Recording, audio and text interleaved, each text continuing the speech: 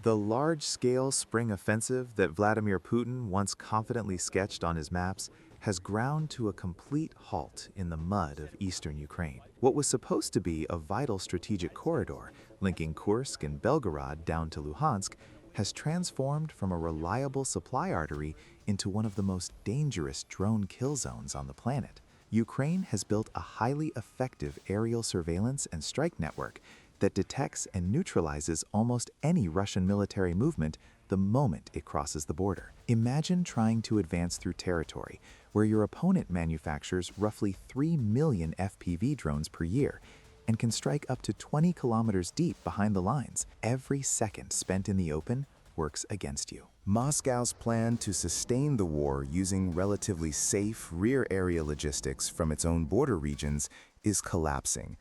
This failure is now rippling across the entire front.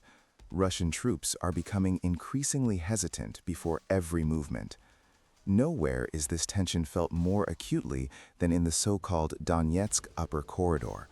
What was meant to be a launchpad for advances has become a drone-infested nightmare.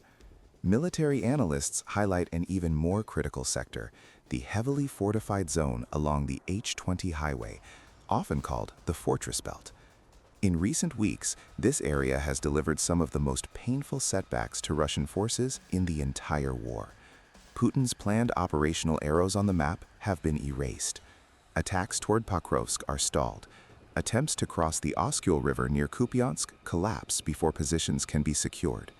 Russian units that manage to infiltrate villages along the front often find themselves unable to withdraw. Even some pro-Kremlin military bloggers have quietly admitted that claims of capturing villages in western Zaporizhia are overstated or false. Logistical bridges feeding the fortress belt from both north and south are being systematically dismantled. Spring, which the Russian command hoped would bring decisive victories, has instead delivered a severe logistical and operational crisis. History echoes here. Just as Finland humiliated the Soviet Union in the frozen forests of the 1940s through determination and clever defense, Ukraine today is turning Russia's own momentum against it. Respected analytical groups like the Institute for the Study of War have noted in their early April assessments that Putin's strategic objectives in Ukraine are facing increasing deadlock. What if the fortress belt were to crumble, not through massive direct assaults, but through sustained pressure and isolation? This brings us to what may be Putin's second major miscalculation: manpower. Despite aggressive recruitment drives, many Russians are simply refusing to sign contracts and head to the front. The human cost has become too visible, and belief in the war's purpose is fading. The Russian Defense Ministry aimed to recruit 49,000 new contract soldiers in 2026, requiring roughly 1,100 sign-ups per day. Instead, they've averaged around 940 per day over the first 3 months, about 16% below target. If this trend holds, Russia could face a shortfall of tens of thousands of troops by year's end.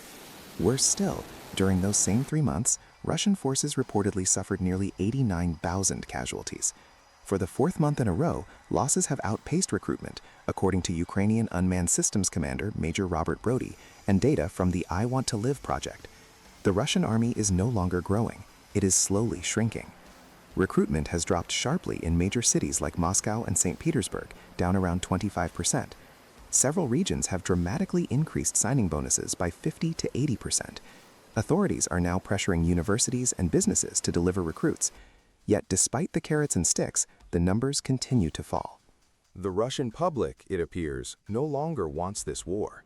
A major driver of this psychological shift is the drone threat.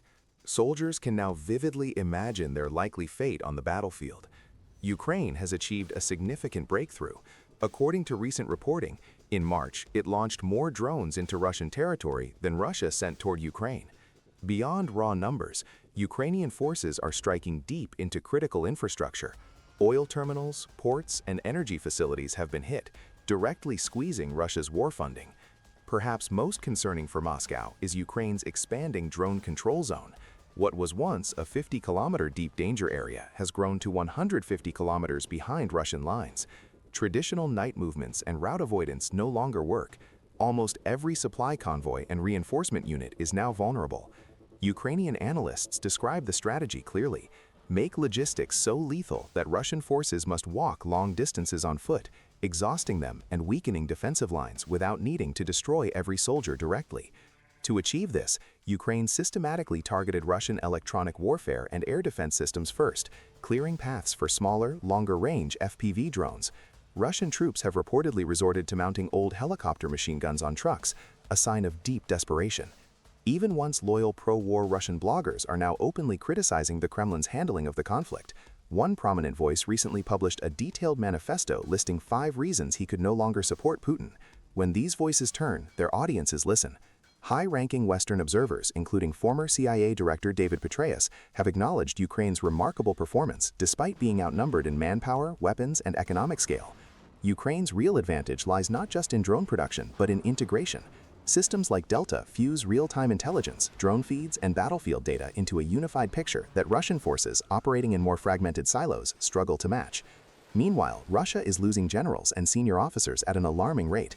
The downing or crash of aircraft, including the recent loss of Major General Alexander Atrashenko and others over Crimea, raises serious questions about command safety and operational security. Economically, Russia continues to pour enormous resources, billions of dollars, into occupied territories, while its own soldiers face shortages. Oil facilities, the backbone of the war budget, are burning. Soviet-era factories are reaching their limits, stocks of old equipment are being exhausted, and critical components are becoming scarce. Meanwhile, mysterious sabotage incidents along Russian rail lines and infrastructure are increasing. The picture is stark. Time, once seen as Russia's greatest ally in a war of attrition, is now working against Moscow. The dilemma is clear. Without full mobilization, which Putin fears could spark domestic unrest, sustaining current casualty rates may become mathematically impossible. Yet with mobilization, the political risks are enormous. The coming weeks on the Donetsk-Zaporizhzhia axis may prove decisive. What are your thoughts? Has the war reached a true turning point, or will it continue grinding on? Could Ukraine reclaim significant territory this spring? Let me know in the comments.